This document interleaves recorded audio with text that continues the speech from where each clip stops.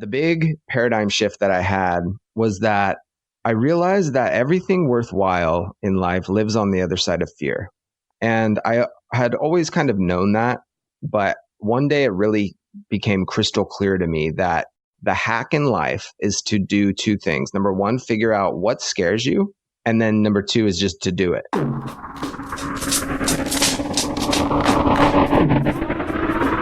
You're listening to Music Growth Talks, the podcast for musicpreneurs with Andrew Apanov.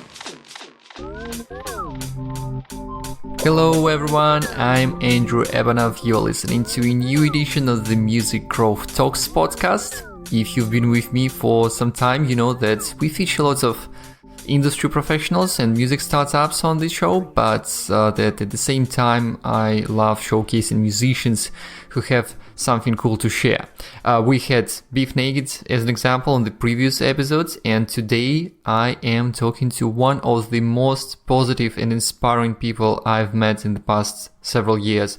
His name is Steve Welty. He's a singer-songwriter based out of San Diego. We at the Data Music Agency have been working with Steve since earlier this year, for full disclosure, so I may clearly be biased about anything I say about him, but he is incredibly talented. Just listen to his music to see for yourself. I'm linking to his website and Spotify profile in the show notes, which you can find at dotmusic.com. And Steve really has a lot of deep, actionable advice to share on success, songwriting, getting stuff done, team building, and a lot more. You will learn it all right now. Just listen on and enjoy my conversation with Steve Welty. Steve, welcome to Music Growth Talks. I'm thrilled and honored to have you on my podcast. Hey, I'm excited, Andrew. You recently started this really cool series, a video blog where you document your life essentially. And I already knew that you've been handling a lot of different projects, but just getting a glimpse into how exactly you handle your business projects and your family life. You spend a lot of time with your son, and you do manage to dedicate a lot of time for songwriting and working on new music. There is a number of questions related to that I want to ask you, but first of all, the priorities. How you manage that, and what exactly you are focusing on the most these days? Yeah, so I read a book a while back called Essentialism that helped me really get clear on what is essential in my life, because the world is becoming more and more distracted and distracting. And so we almost need to create a defensive distraction system, like to repel things. I think lots of people fail because they get caught in the trivial many versus the vital few. And so taking some time, what I did is took some time periodically to get very clear on what's essential in my life. And to me, number one is like growing spiritually, meditating, being connected to spirit is important to me. Two is family and my son and my wife, and, always putting them first. And then three is like being creative and creativity. And if you have maybe more than 5 or 6 or 7 essential things, then it starts to water down the process.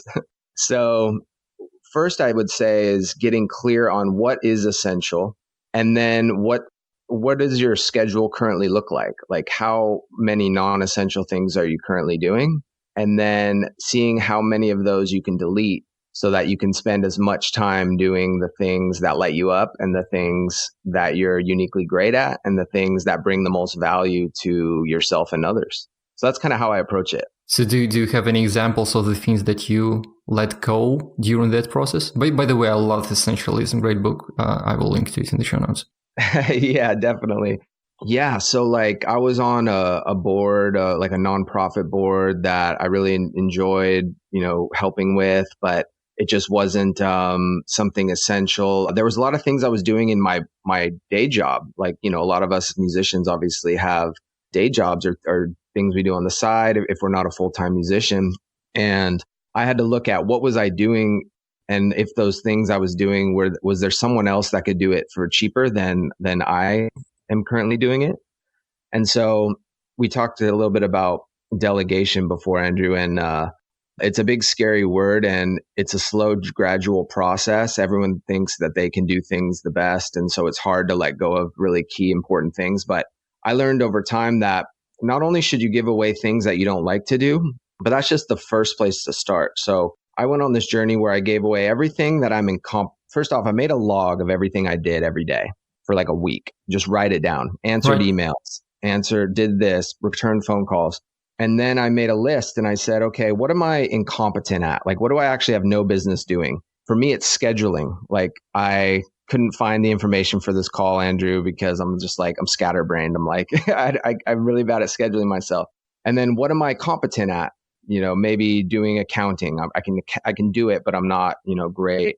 And then identifying what am I excellent at, but maybe I don't have necessarily passion for it. Like in my business in real estate and property management, I was good at sales, but I didn't really have a passion for sales. And then when you give away all those things, what you're left with is things that you're uniquely great at. And these are things that you could do all day long. You have endless energy for. I call it the fascinating and motivating category. And so this is also called like a genius zone. I've heard it called that. Because when you're in this zone, this is where you can actually serve people with the highest value because you have passion and your energy comes through what you do.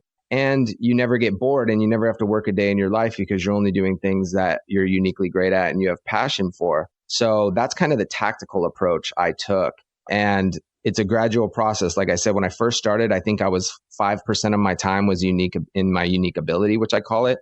And now it's more like 90% of my time is in unique ability. Yeah, that's impressive. A couple of years.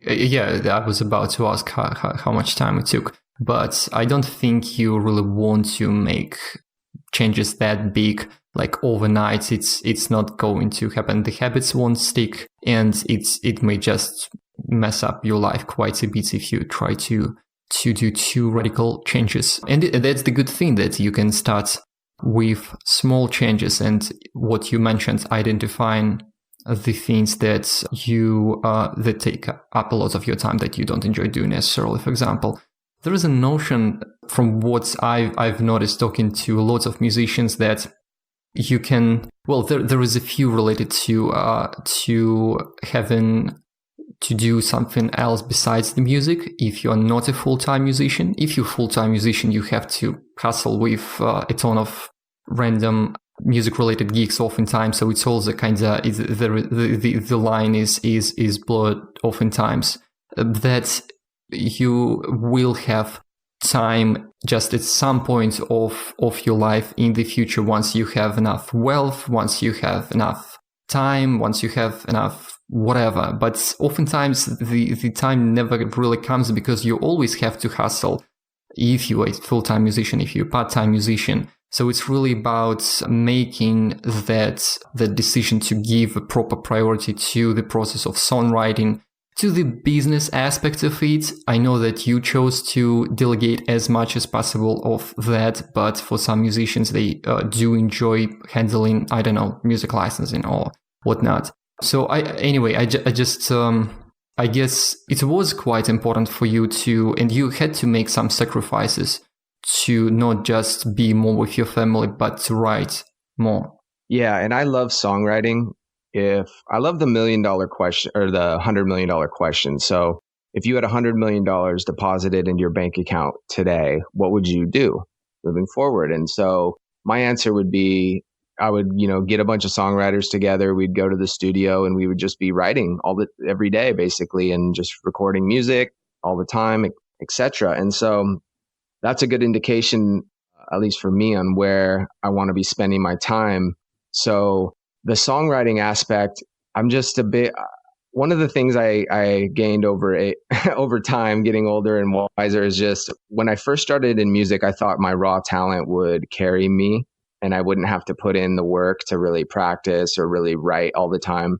And later in life, I've realized that's not true. And so if I want to be a great songwriter and I want to write great songs, I have to do what great songwriters do. And that's write every day and, as much as you can. And so I try to delegate because that goal is so important to me. I have to delegate other stuff because I have a kid, I have a wife, I have a job. And so I try to keep it loose and not keep it too regimented, like, oh, I have to do X amount of hours a day of songwriting. But as long as I'm writing every day, then I'm being successful. And more importantly, writing with other artists. That's really where I get the most return on investment. You've been doing some cool collaborations. How's it been looking for you? I'm actually personally interested in that network of yours. Yeah, I'm trying to expand the network because there is a caveat. It's when you're writing with the right people. We've all been to writing sessions where there just wasn't a good energy between maybe the two people. And so you got to find the right people. But it's interesting. I've taken the sales approach to finding songwriters. Rita on my team, actually, we scour the internet for local musicians and we reach out to them proactively and say, hey, we want to write. We're interested in writing with you. Here's kind of some of my music. Here's what I'm looking to do. And it's a little difficult. You know, not everyone wants to write for one reason or another. Maybe they don't feel, maybe they're shy. Maybe they think they're too good. Who knows? Maybe they're too busy. I know traditionally a lot of times musicians have good intentions, but they lack self-discipline. So they lack the follow through to actually, keep the appointment even after the appointment's set. So it's almost like going through right now. We're trying to go through maybe 50 different songwriters to try to find maybe 5 that I can meet with on a regular basis. And I have probably 2 right now that every time I get with them, something great comes from it. And you do learn something new from that collaboration process, I imagine. Yeah. So we're trying to, the songs that come out of it, we will record them and we'll put them out. But it's crazy that when the energy is right with certain people, everything accelerates. I normally do things on my own and, playing on my own and whatnot. But when I get in the room with the right people, I've just noticed that everything is more fun. It happens faster. Like there's a reason why country singers, in Nashville and everyone, there's always like 3, 4, 5 songwriters. If you look at the Grammys, there's always like 7, 8, 9, 10 people on stage for each song. So I would challenge people that are trying to figure it out all themselves to get out there more and be writing with other people, because I think there's a reason why most successful people are doing that. Yeah. So something I hear quite a lot is like, I'm based in a really small town and I don't have any producers, if it's, someone in electronic music or songwriters, other, musicians to jam with. And sometimes it's the case, oftentimes it's not exactly, and it's just the lack of communication and networking skills, which all artists really need to develop themselves. And I encourage you to use internet in these cases. And there is a number of tools you can use to work on projects online. But like meeting someone in person and being in the same room, a great encouragement, I think, to anyone listening to us. One more question about creativity. I was curious about something we just talked about. Another guest on the show, the episode isn't out yet. She's a big pop punk artist from the 2000s, and she had this "save rage for the stage" phrase. And there is a lot of artists who get inspiration for their songs from conflict, from the deep issues they've been going through, and from pain. And at the same time, there is a number of great songwriters who create art and music from the positive energy, if it makes sense at all. How do you approach that? Because I don't think that you really focused on negative anything really these days, but maybe it was different some time ago. There's different approaches. What comes to mind initially is back in the 60s and the 70s, especially, a lot of the writing was drug fueled. So there's that approach, but that leads to destroying your life and your health. So that's usually not a good option. The second option is when you're sad and depressed. I think that can be some of the most effective songwriting, but who wants to proactively go into that state? So I think, when I've looked back on some things in my life that happened that got me really down, that was always one bright side I was always aware of. Well, at least I'm going to have some good songs that come from this. So that's always a wellspring, because I think it just unlocks the heart and lets the emotion come through what you're trying to say. And there's no new feelings. Everything in the planet, there's no new fears or no new, everyone's had the same journey, or different people have had the same journey or experience. So there's always someone that can connect with that. So I think that's a great way. I was always a little worried that if life's too good, it's hard to write songs. I went through that a little bit, where I was like, man, I'm not writing anything good. I'm just I'm feeling too good. Like there's nothing. And so that could be a problem. But then I just kind of started writing more about what comes to me naturally, which is positivity, enthusiasm, presence, connecting with other people.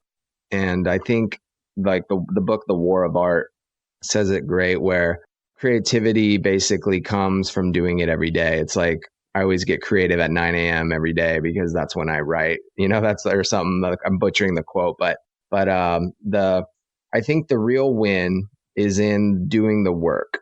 So writing every day, an hour, hour and a half, whatever it is, a couple hours, and whether something great came out of it is irrelevant. The fact that you checked the box and you spent time in a creative space and tried to bring new ideas to the forefront, that's where the win happens. But I just think it's whatever lights you up. Like what lights me up is optimism and fun. And yeah, I write some ballad stuff and I write some, sadder stuff, but I'm trying to write a banger. I like to write upbeat stuff. Although my last two releases, Andrew, have been kind of like slower, right? But normally I like to write upbeat stuff. I'm looking forward to the new stuff of yours. Yeah. So yeah. Okay, no, that's great. That's a great advice. And I mean, and I like that what you mentioned earlier, that you don't necessarily stick to a super rigid plan of like how much you need to write every day. It's just the fact of you doing it every day and committing to writing at least something. Do you have any like minimum still though? Like write like just, one line, one song or anything like that? I try to do at least an hour a day. So that's kind of my bellwether.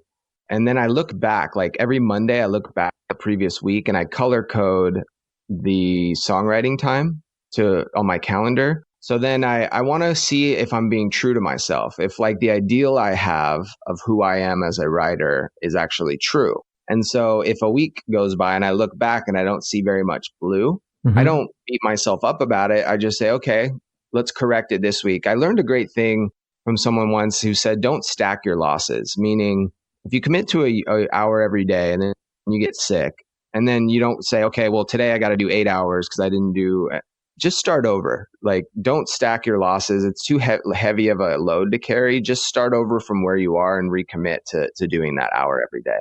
Yeah, that's a good one as well. Yeah, very cool. Fairly inspiring as well here.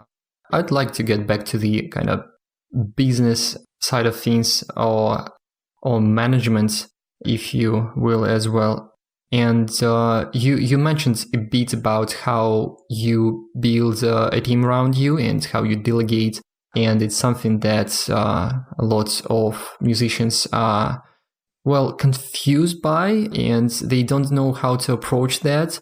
Sometimes it's the financial aspect of things, but it's very possible for anyone to even build a team just with the existing network and get some friends on board who want to become managers in the future, music managers, or who just want experience or who essentially want to help you. So I think there are ways to do that. But then another issue that I personally have witnessed among artists I worked with, not yourself definitely, is that they just don't know how exactly to communicate what needs to be done. They think that they are the only ones who know how to do it, and they may not be realizing that it takes a bit of initial time investment to prepare the systems, instructions, workflows, explain how to do it. And oftentimes you just find people who know it better than you. You don't need to be a pro at the topic, of course. Do you have any advice to a complete newbie who may be in music and who is new to building a team around their music project? Yeah, totally. So there's a concept I learned a couple years back that really changed my life. And it's a concept called who, not how. So the way people like Elon Musk and Jeff Bezos and really super mega successful, let's say financially successful people, because success has a lot of different parameters, is they surround themselves with the right who's, and they don't get bogged down in the how. They're visionaries. So they say, okay, this is where we're going and this is what we want to do. And I'm going to find the who's that are going to figure out how to get there. So that way I'm not bogged down in figuring out how, and I can be on to the next idea after I put those people in place. So my journey as far as songwriting and music has gone is I've tried reading all the books and hacking it myself. And it's just, there's not enough time in the day. Even if you have the greatest music, it's like, it's so hard to get to where most musicians want to go doing it themselves. So they need to build some sort of team. So what I initially did was I put an ad out just for like a intern, minimum wage, entry level person who could shoot some photos, some video, help me with some editing stuff, help me with some outreach stuff. But they didn't really know anything about the music business. And that was a great place to start. But like, if you have some finances to invest in surrounding yourself with a team, then I think going with somebody who can figure out the how, so you don't have to train them. So there's one approach where you hire someone and then you tell them everything to do, right? But then there's another approach with like Andrew, for instance, where Andrew already knows what to do when we work together. So he's my who in the music space. You're my who. And so, but to speak to the people that don't have any money, I've done things like shared ownership of songs. It's really funny. Like, I think people don't want to give away percentages of their music or whatever. But when I didn't have any money, I just told to the producers, I said, we'll split everything 50-50, So that was a good way to get that for a low cost. Fiverr is great. There's lots of low cost, providers out there to do things. But it's really what you hate to do. There's people that love to do it. And so it's just figuring out, and it can seem so monumental of a task and overwhelming, but I like to just look at it as like 1% better every day. I get 1% better every day. So what's this little piece of something I do that I can give away to somebody else? And there's lots of creative ways to how to finance that. I think the big thing comes down to your expenses and making sure your expenses are minimal. And that's regardless of if you're a songwriter or anybody. I think that's how people build wealth, is they keep their expenses in check. You can always spend more money if you make more money, right? Yeah. But yeah, those are some ideas that have worked for me in the past. Yeah, I'm honored to be a who, by the way. So it's thanks for the kind words. And yeah, it does make sense. And I like that you mentioned a couple of very specific tips here, like offering a share of a song or finding people on affordable freelance websites. And what we also see is that some musicians, I've been consulting, for example, they've been going to Fiverr to find people to create music videos for them. And some of the creators liked the music so much that they kept working and delivering for affordable fees outside the platform and so on. And it's also the kind of the benefit of this platform. Oftentimes, if you find someone doing something just in music, they're most probably passionate about music. This is the world of music. Like, this is what I like. And at least in this space, it may be a bit different in the big corporate world of major labels. But generally speaking, when you find someone working in music, they are really into it themselves. So yeah, I enjoy working with you so much because I also keep learning something new from you in terms of this kind of mindset as well.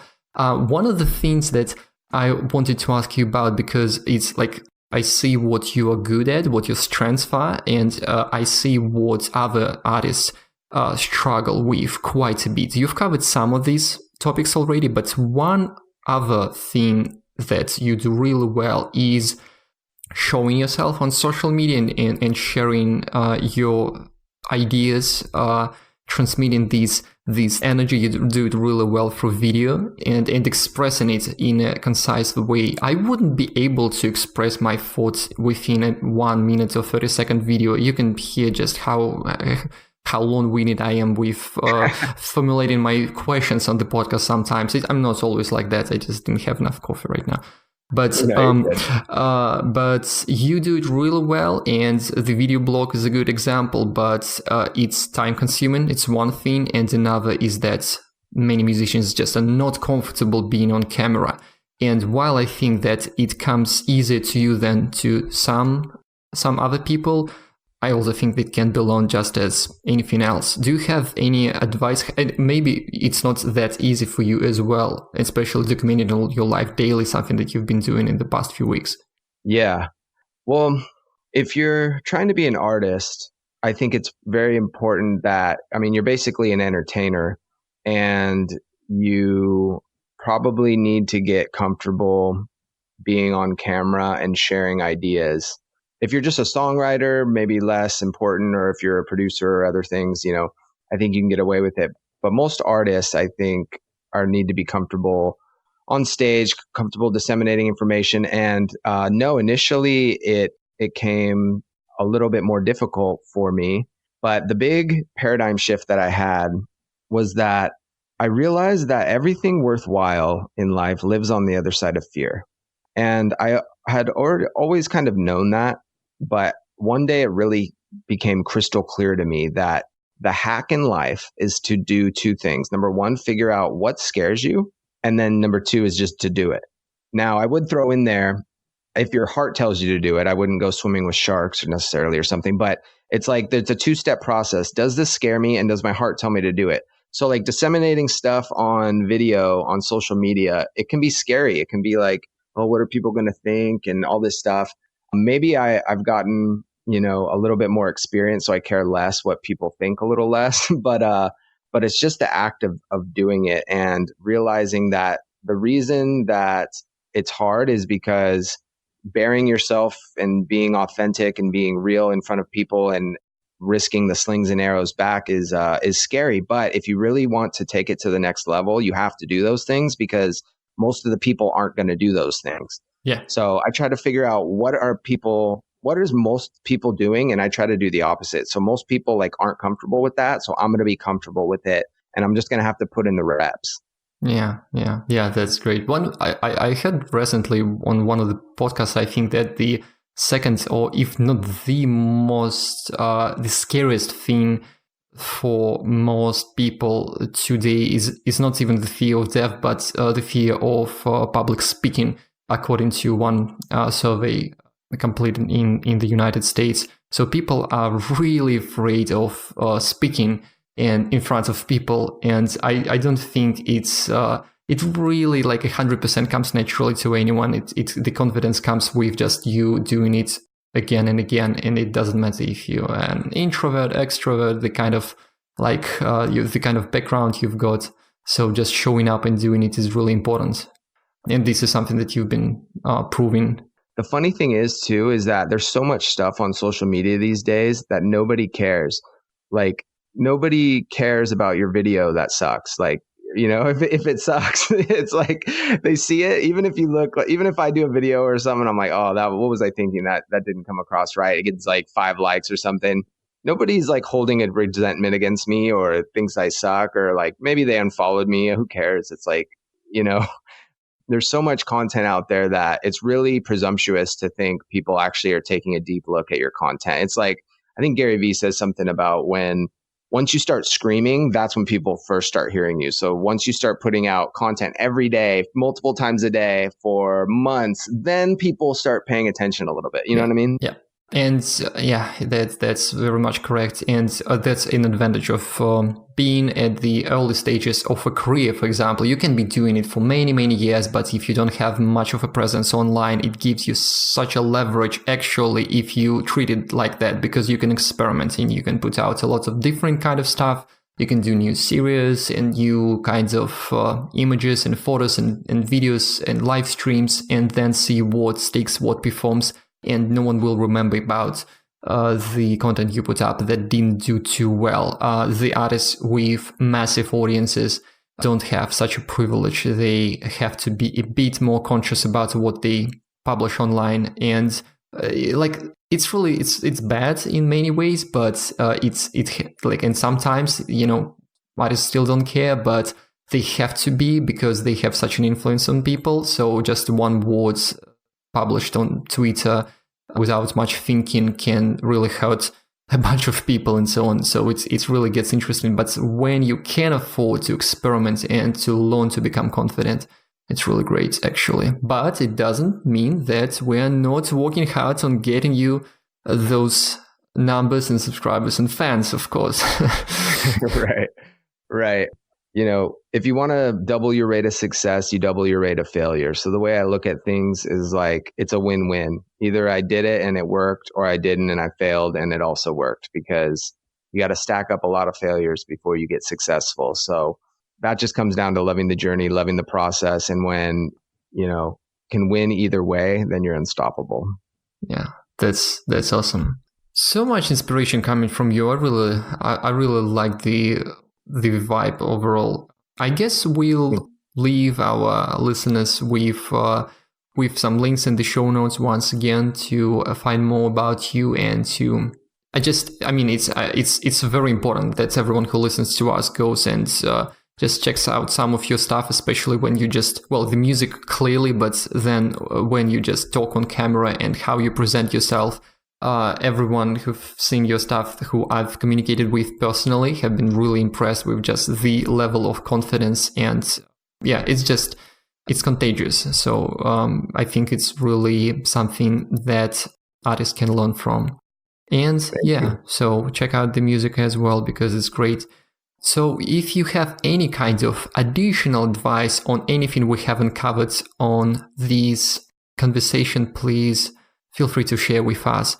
There is a lot of different topics you've been covering in your podcast, and just with the amount of books you've been reading and so on. But if just something that comes to mind that's been very recent, maybe that, a thought that you've been, working on during the weekend. So. Yeah. So what's really interesting to me right now is that most people play in the arena of, how can I get what I'm looking to get? How can I try to get something for myself? How can I, get this so I can get this and have this money, etc. And yeah, you do have to look out for basic needs and monetary goals, and goals are great. But there's a whole nother arena of people that I've been exposed to that actually focus on, how can I serve people and add value and expect nothing in return? Gary Vee is one great example. Yeah.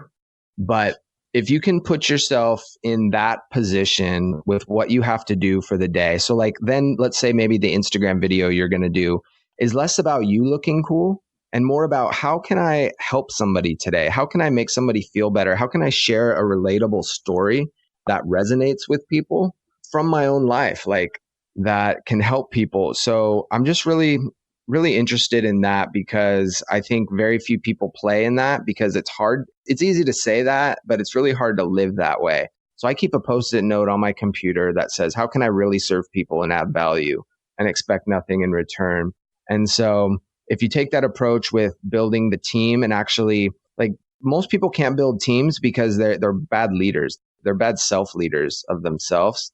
And so with my team, I want to know how to make Andrew as successful as possible. Like, that's my goal with our relationship, Andrew, is hopefully add some value on the podcast, like, tell people about your services, which are amazing. And, I'm just so thankful that we're working together.